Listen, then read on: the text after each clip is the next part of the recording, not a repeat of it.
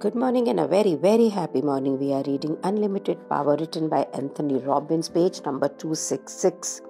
और हम Meta programmes की बात कर रहे हैं जो हमारी ज़िंदगी को रन करते हैं, उन्हें समझना ताकि हम अपने बारे में भी जान पाएँ, लोगों के बारे में जान पाएँ और वहाँ से एक ऐसी ज़िंदगी जिएँ जैसे कि हम जीना चाहते हैं. So page number 266, another meta programming is possibility versus necessity. Writer कहता है हम में से ज़्यादातर लोग काम करते हैं क्योंकि हमें उसकी ज़रूरत होती है. अगर आप उनसे पूछें तुम इस प्रेजेंट कंपनी में काम क्यों कर रहे हो, तुमने गाड़ी क्यों खरीदी हो, घर क्यों खरीदा, क्योंकि उन्हें उसकी ज़रूरत थी. रादर कि वो ऐसा चाहते थे. वो ऐसा इसलिए करते हैं क्योंकि उनको ऐसा करना पड़ता है, करना है ज़िंदगी का निर्वाह करने के लिए. वो ऐसा इसलिए नहीं करते हैं क्योंकि वो वैसा चाहते हैं. ऐसा नहीं करते हैं क्योंकि वो एक बहुत तरह के एक्सपीरियंसेस को देखना चाहते हैं. वो लाइफ में कैसे जाते हैं कि भाई हाँ ये अवेलेबल है, ये ले लो. हमें एक नई जॉब की ज़रूरत है, एक नए घर की ज़रूरत है, एक नई कार की ज़रूरत है, हमें शादी करने की ज़रूरत है. जो अवेलेबल है उसी से अपना जीवन चला लिया. बहुत कुछ लोग ऐसे भी हैं जो पॉसिबिलिटी से चलते हैं. ये लोग जो हैं ये इससे नहीं है कि उनको क्या करना पड़ेगा, ये वो करते हैं जो ये करना चाहते हैं. ये ऑप्शंस को देखते हैं, एक्सपीरियंसेस को देखते हैं, चॉइसेस को ढूंढते हैं, रास्ते निकालते हैं नए. ये अननोन दिशा में एक्सपेरिमेंट करते हैं. लेकिन जो व्यक्ति सिर्फ नेसेसिटी से मोटिवेटेड होता है वो एक सिक्योर रास्ते पे जाना चाहता है. पॉसिबिलिटी से मोटिवेटेड, इंटरेस्टेड जो व्यक्ति है वो ये जानना चाहेगा कि मैं कैसे इवॉल्व कर सकता हूँ और अपॉर्चुनिटीज़ यहाँ पे क्या डेवलप हो सकती हैं. अब आपसे एक प्रश्न पूछती है बुक कि आप किस प्रकार के व्यक्ति को हायर करना चाहेंगे. आप कहोगे कि भाई जो पॉसिबिलिटी से मोटिवेटेड हो, जिसके पास ये गुण हो कि वो ओपन रहे और इन्फिनिट तरीके से आगे ग्रोथ को देखे. बट इन रियलिटी ऐसा नहीं है कि यही सच है. ऐसी जॉब्स हैं जहाँ पे एक अटेंशन टू डिटेल चाहिए, बिल्कुल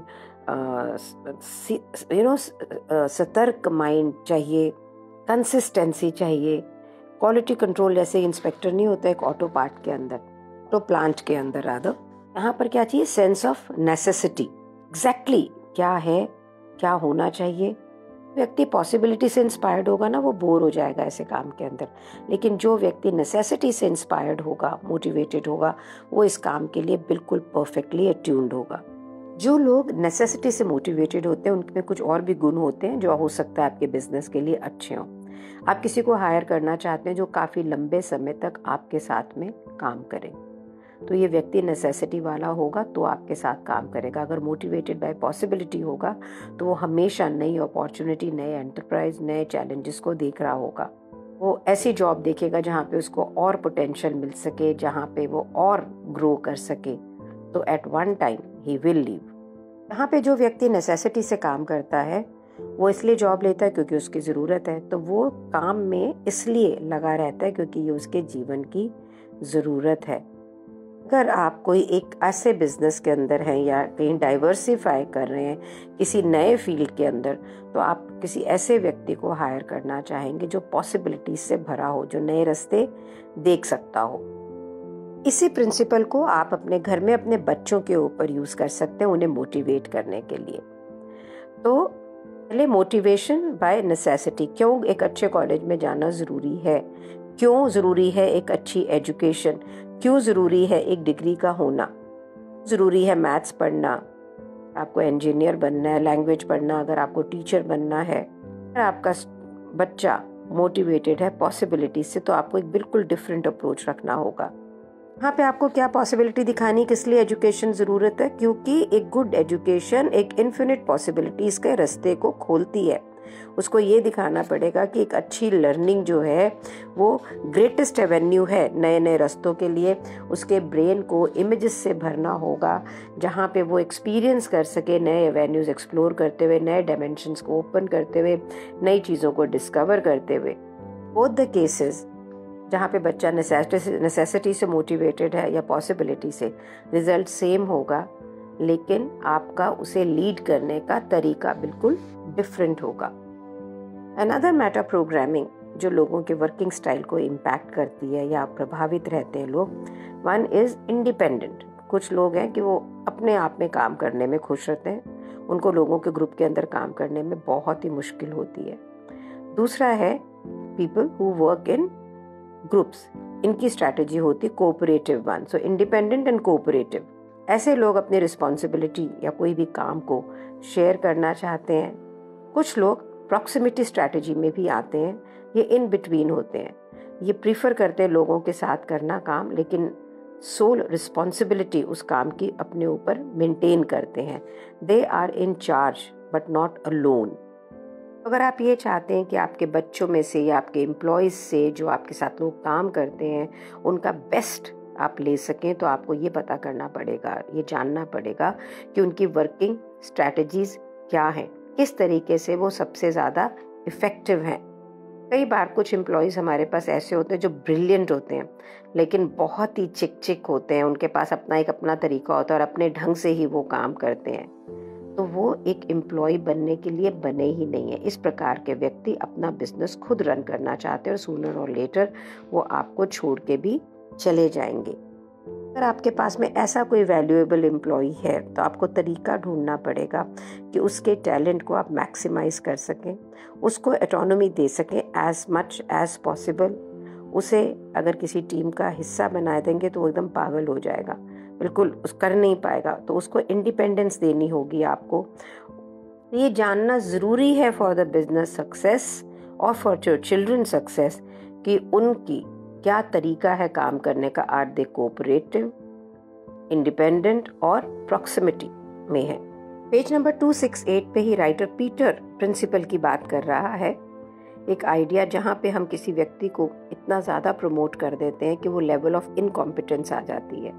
ऐसा इसलिए होता है कि जो एम्प्लॉयर्स होता है वो इनसेंसिटिव होता है कि एम्प्लॉई की वर्क स्ट्रैटेजी क्या है, राइट। तो ऐसे हैं कि जो कोऑपरेटिव सेटिंग के अंदर काम करते हैं वो थ्राइव करते हैं जब उनको बहुत सारा फीडबैक मिलता है, ह्यूमन इंटरेक्शन मिलता है। अब आप उसके अच्छे काम को रिवॉर्ड करते हो और उसके एनवायरनमेंट को चेंज कर देते हो, ऑटोनोमस वेंचर के अंदर ले आते हो उसको, उसकी तरक्की कर देते हो। करने से वो अपने उस एटमॉस्फेयर जहाँ वो ग्रो कर रहा था उससे बाहर निकल जाएगा and then at times they become incompetent. That does not mean कि आप उस व्यक्ति को सेम लेवल पे रखोगे। इसका मतलब ये भी नहीं है कि आप उसको ऐसा प्रमोशन देंगे, ऐसा नया वर्क एक्सपीरियंस देंगे कि उसके बेस्ट टैलेंट को हम यूज़ ना कर पाएँ। So when you are promoting your employees it is important to see कि उनके मेटा प्रोग्राम्स क्या हैं, और उसको प्रमोट करने से ऐसा तो नहीं है कि उसका जो टैलेंट जिसके लिए प्रमोट किया जा रहा है वो टैलेंट की यूटिलाइजेशन ही ना हो रही हो। इसी तरह जो बहुत से लोग प्रॉक्सिमिटी स्ट्रैटेजी में होते हैं ना, जो टीम का हिस्सा बनना चाहते हैं लेकिन अकेले काम भी करना चाहते हैं, they are more like me. I want to be a part of the team but I like to work on my own also.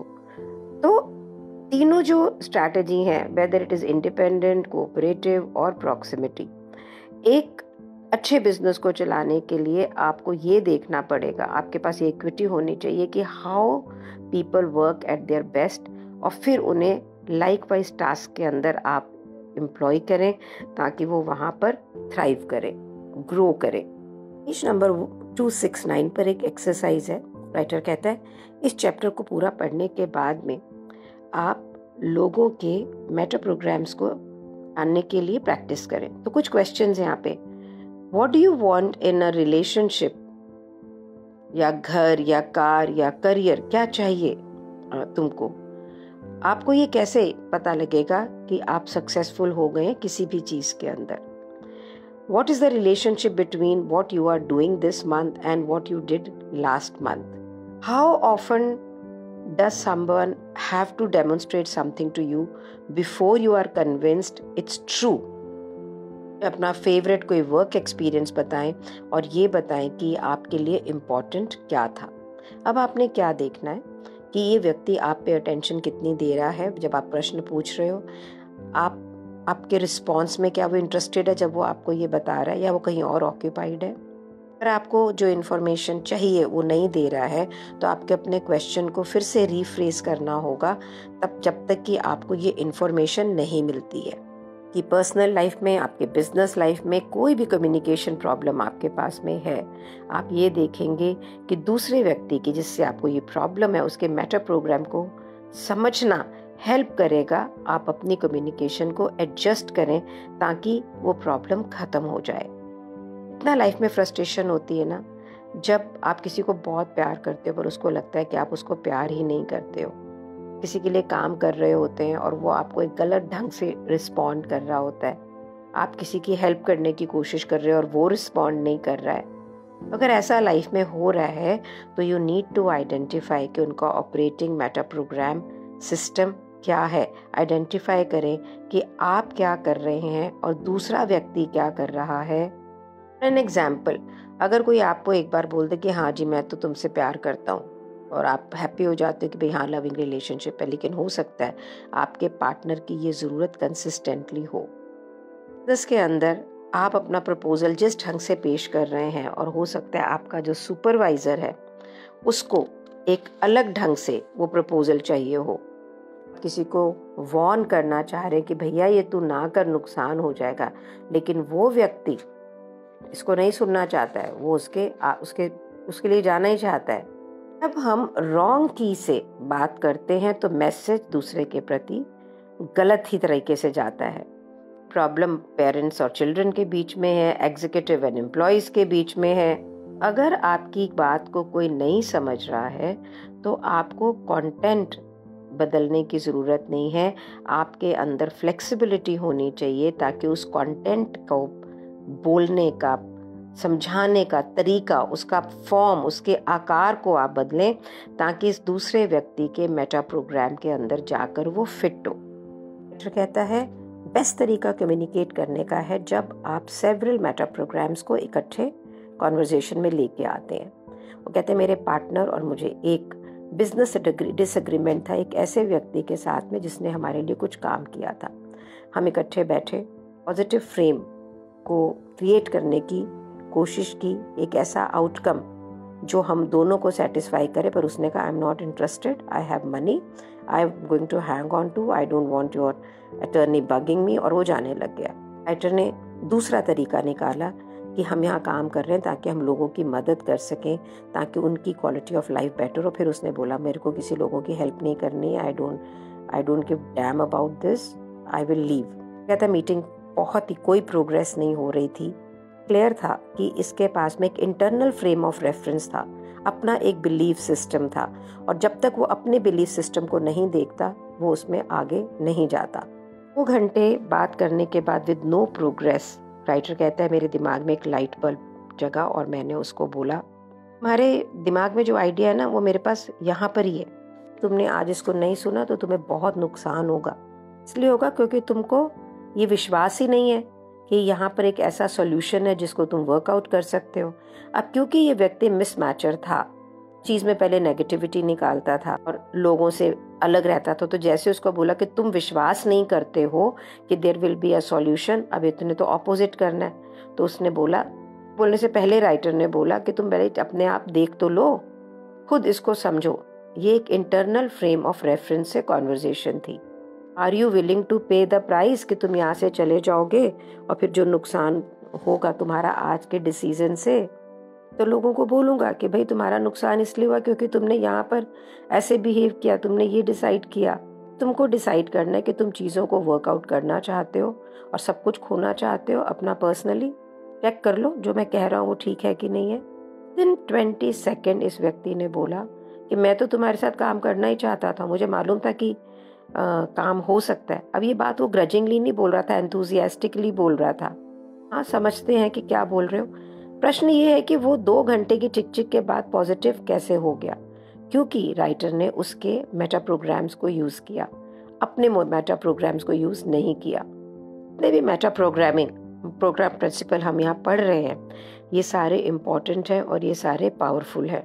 याद रखना ज़रूरी है कि मेटा प्रोग्राम जिसके प्रति आप सचेत होते हैं ना, ये आपकी सेंसिटिविटी, आपकी सचेतना, आपकी इमेजिनेशन से लिमिटेड होते हैं। तो सक्सेस का की क्या है, आप अपने लिए नए डिस्टिंक्शंस क्रिएट करें। मेटा प्रोग्राम एक टूल की तरह है, आपको डिसाइड करने में मदद करते हैं कि लोगों से डील कैसे करना है। अपने आप को, राइटर कहते हैं, सिर्फ जो मैं बता रहा हूँ उससे लिमिटेड ना करें। स्टूडेंट बने पॉसिबिलिटी की, लोगों को गेज करें, कैलिपर करें, आपके अराउंड है, उनके पैटर्न्स को समझें, उनकी वो वर्ल्ड को कैसे देख रहे हैं वो समझें, और इस अप्रोच से आप एक होल सेट ऑफ डिस्टिंक्शन लोगों के लिए क्रिएट करें जो आपको एम्पावर करेगा कि किस प्रकार से आप इफ़ेक्टिवली कम्युनिकेट कर सकते हैं। चैप्टर तो ये ख़त्म होने वाला है, लेकिन बहुत लंबा ऑडियो हो जाएगा और आज हमने काफ़ी मेटा प्रोग्राम करे हैं, so let's understand them first, then we move ahead. A lot to practice today. I'm going to really look at wherever in my family, in my business, we are not in sync. What more can I bring in understanding people? Are you going to do that? Thank you so much for being in my life. Thank you so much.